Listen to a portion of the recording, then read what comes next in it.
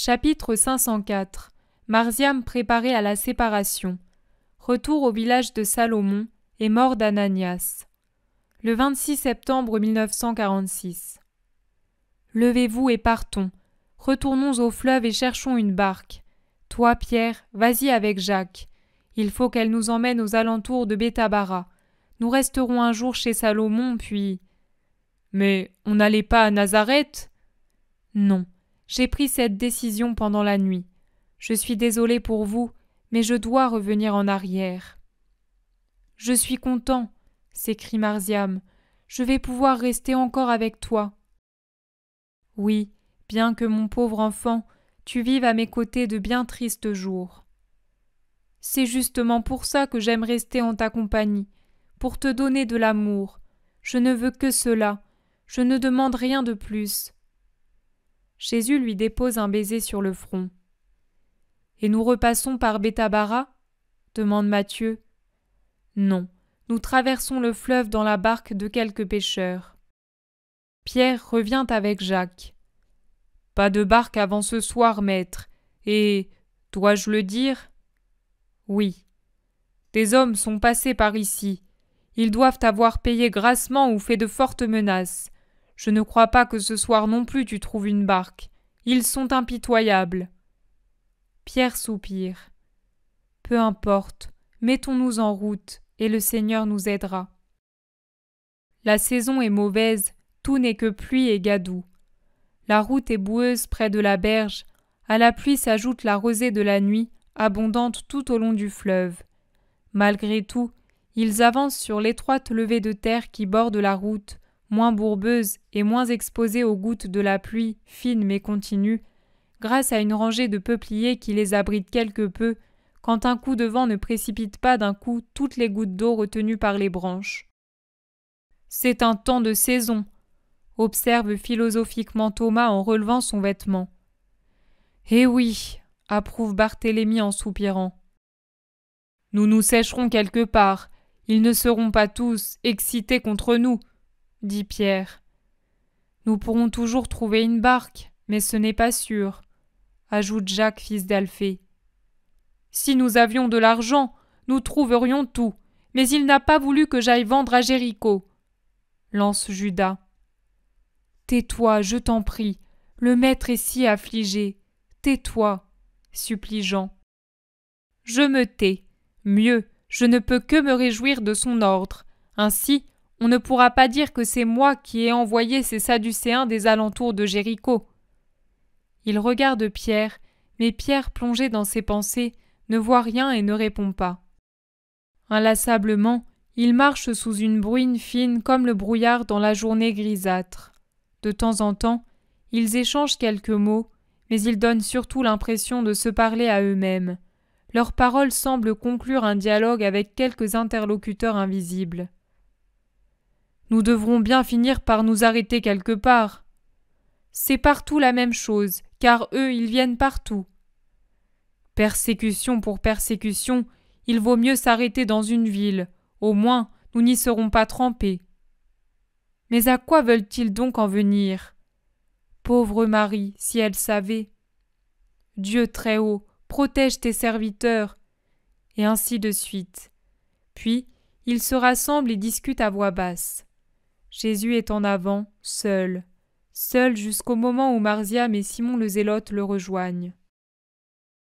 Les autres sont descendus sur la grève pour voir s'il y a une barque. On ferait plus vite. Tu nous permets de venir avec toi ? Venez. De quoi parliez-vous à l'instant ? De ta souffrance. Et de la haine des hommes. Que pouvons-nous faire pour te soulager et pour juguler la haine ? Demande Simon le Zélote. Pour alléger ma douleur, il y a votre amour. Quant à la haine, nous ne pouvons que la supporter. Elle cesse avec la vie de la terre, et cette pensée donne de la patience et du courage pour nous y aider. Marziam, mon enfant, pourquoi es-tu troublée ? Parce que cela me rappelle d'Horace. Tu as raison, il est temps que je te renvoie à la maison. Non, Jésus, non. Pourquoi veux-tu me punir d'un mal que je n'ai pas fait ? Mon intention n'est pas de te punir, mais de te préserver. Je ne veux pas que tu te rappelles d'Horace. Qu'est-ce que ce souvenir suscite en toi intérieurement? Réponds. » Marziam pleure, la tête penchée, puis il la relève et dit « Tu as raison. Mon esprit n'est pas encore capable de voir et de pardonner. Mais pourquoi m'éloignes-tu? Si tu souffres, je dois à plus forte raison rester à tes côtés. Et pourtant, c'est toi qui m'as toujours consolée.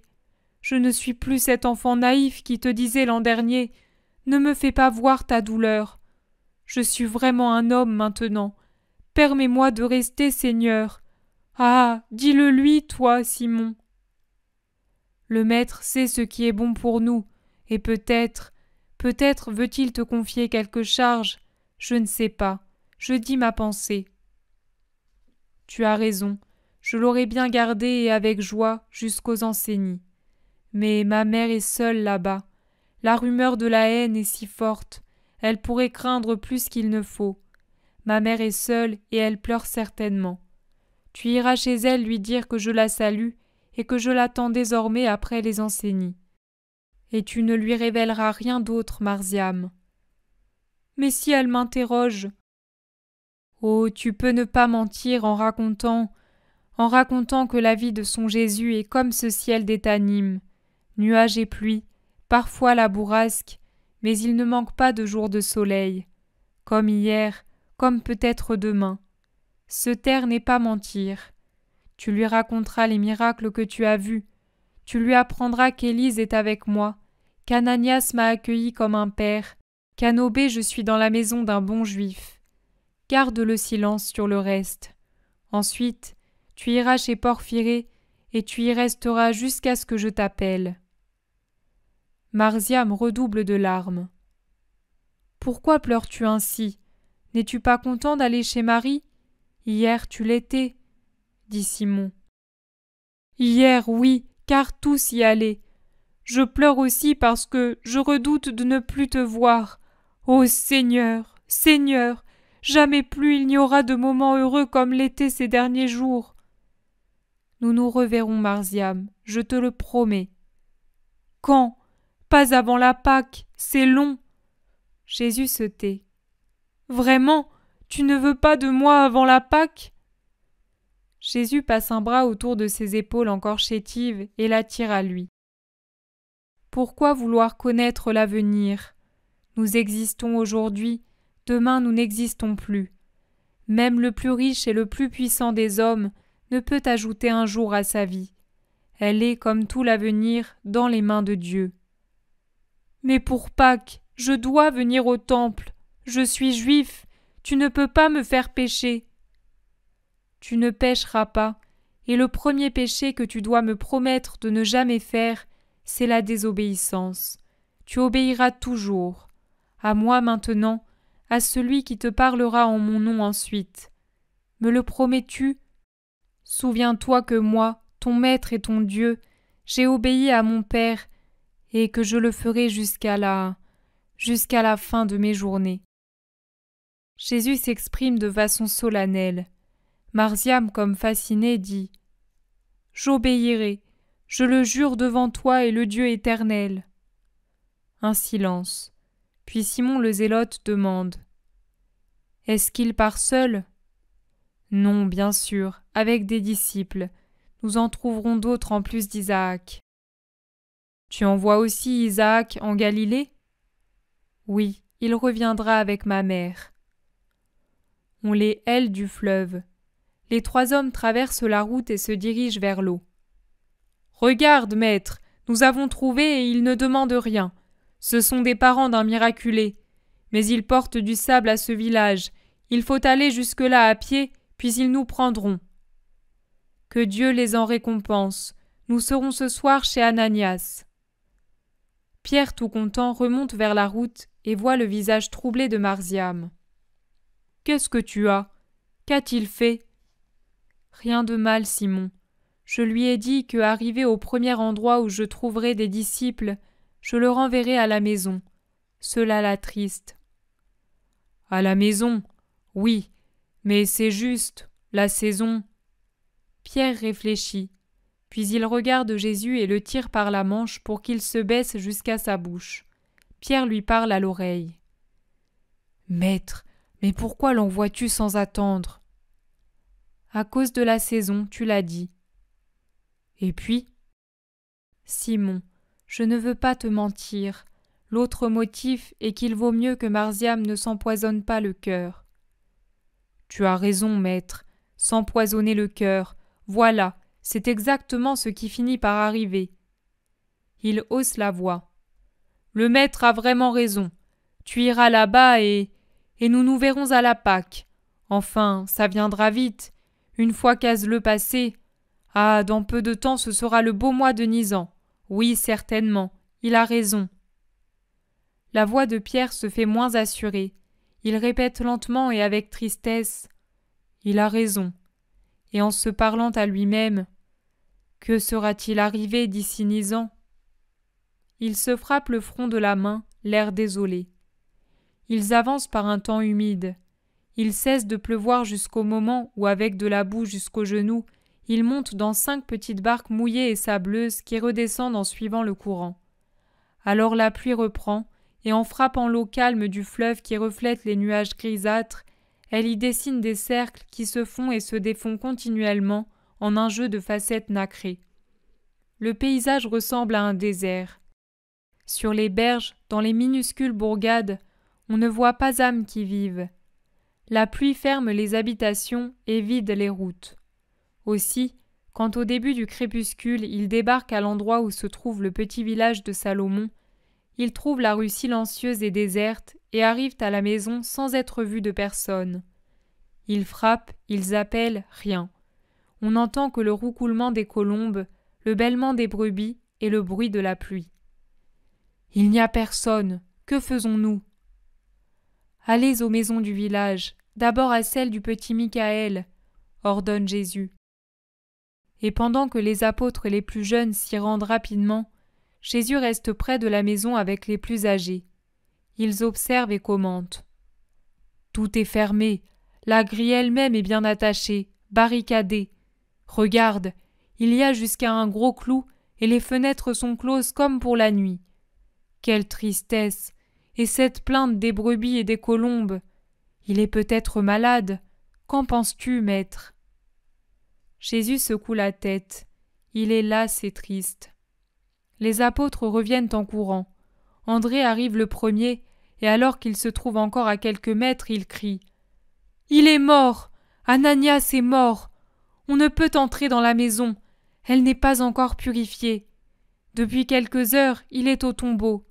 Si nous avions pu venir hier, la femme, la mère de Michaël, va venir. » « Mais qu'est-ce qui nous poursuit » éclate Barthélemy.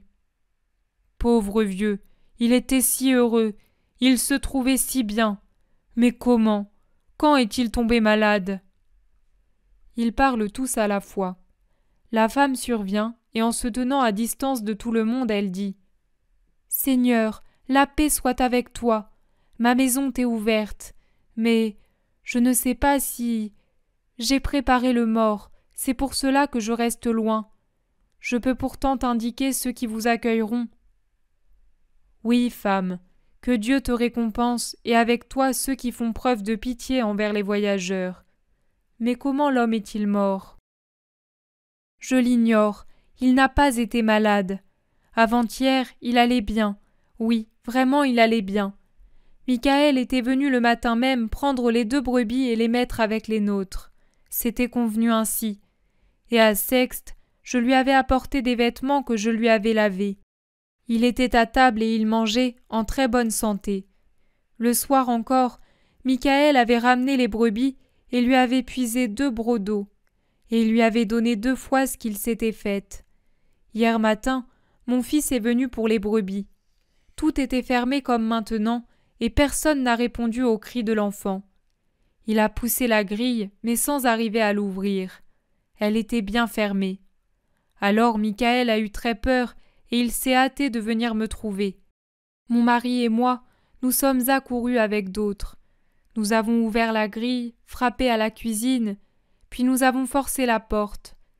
Il était encore assis près du foyer, la tête penchée sur la table, la lampe encore toute proche mais éteinte comme lui, un coutelas à ses pieds, une écuelle en bois à moitié incisée. La mort l'a pris ainsi. Il souriait. Il était en paix. Ah, quel beau visage de juste il avait. Il paraissait même plus beau. Moi, il y a peu de temps que je m'occupais de lui, mais je m'étais attachée, et je pleure. Il est en paix, tu l'as dit toi-même. Ne pleure pas. Où l'avez-vous mis? Nous savions que tu l'aimais beaucoup. Par conséquent, nous l'avons mis dans le tombeau que Lévi s'est construit depuis peu. Le seul car Lévi est riche. Nous ne le sommes pas. C'est là au fond, de l'autre côté de la route. Maintenant, si tu veux, nous allons tout purifier et... Oui, tu prendras les brebis et les colombes. Le reste, conserve-le pour mes disciples et moi, pour que je puisse y séjourner quelquefois. Que Dieu te bénisse, femme. Allons au tombeau. Tu veux le ressusciter? S'étonne Thomas. Non, pour lui ce ne serait pas une joie. Là où il est plus heureux. Il le désirait d'ailleurs. Mais Jésus est vraiment accablé. Il semble que tout concourt à augmenter sa tristesse. Au seuil des habitations, des femmes regardent et saluent en commentant. Ils sont vite arrivés au tombeau, un petit cube récemment construit. Jésus prit tout près de lui. Puis il se retourne, les yeux humides, et dit « Allons, dans les maisons du village. Dans notre maisonnette, il n'y a plus personne qui nous attende pour nous bénir. Mon Père, la solitude enveloppe ton Fils, le vide se fait de plus en plus vaste et plus ténébreux. Ceux qui m'aiment s'en vont, et il reste ceux qui me haïssent. Mon Père, que ta volonté soit toujours faite et bénie. » Ils retournent vers le village, et 2 ici, 3 là, ils entrent dans les maisons de ceux qui n'ont pas touché le mort pour y trouver un abri et se restaurer.